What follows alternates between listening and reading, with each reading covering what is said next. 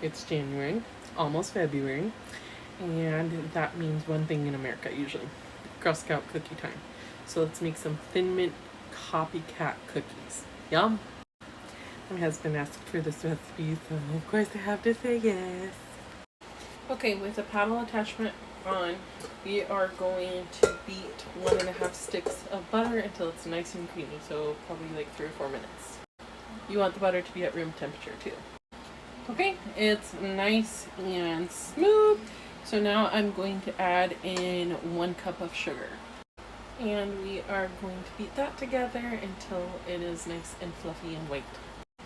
Okay, nice and fluffy, so we're going to add in 1 large egg now, and then mix that together.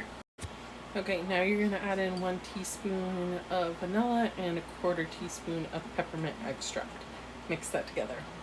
It smells so good in here.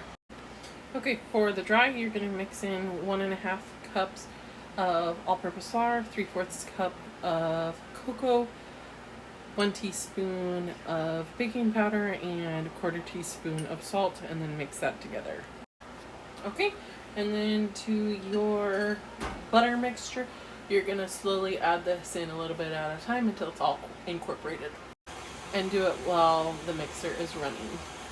Just a little bit at a time, otherwise you'll have a chocolate powder mushroom cloud in here, so don't do that. Okay, there is the dough.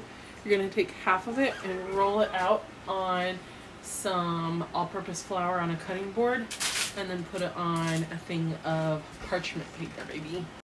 Okay, I put it into like a little ball and then separated it so it's a little more even than just eyeballing it. It isn't pretty, but it is what it is. Repeat with the second half, and then cover it with saran wrap and throw it in the fridge for an hour or overnight, whatever you feel like. Okay, I refrigerated them overnight, so let's take the wrapping off and cut them up. Before you cut them up, preheat your oven to 350. If you want to cut them into circles, get a circle cookie cutter, otherwise use what you got. I got a star, so that's what we're doing. Okay, this is what mine looks like. I also put the extra pieces on there because they're going to still be eaten, so don't waste it. Bake for about 8 to 10 minutes, 5 minutes, and then rotate for another 5 minutes. Make a double boiler. So you're going to heat some water up in a pot. You're going to put a heat-proof bowl in there, and then you're going to add about 1 cup of chocolate. I did milk chocolate, I did a little bit of dark chocolate, and some semi-sweet. Basically just did whatever chocolate chips I had lying around. And then we're going to add in about a teaspoon of coconut oil and let that start. With the second batch, I just cut them and then just left it all on there. I can separate them when they're done baking. And I'm going to do it actually for 5.5 minutes, rotate, and do another. Okay, my chocolate is all tampered and smooth. So now we are going to add in about 1/4 teaspoon of peppermint. Start with 1/4 teaspoon and then go up if you want more, but always start small with peppermint stuff. Okay, I would do it by drops instead of by teaspoons. Do like 1/4 teaspoon to start with, and then add a couple of extra drops if you want it. I did probably 3/4 teaspoon because I like it a little bit more mintier. So now we're going to wait for the cookies to cool, and then we will frost them.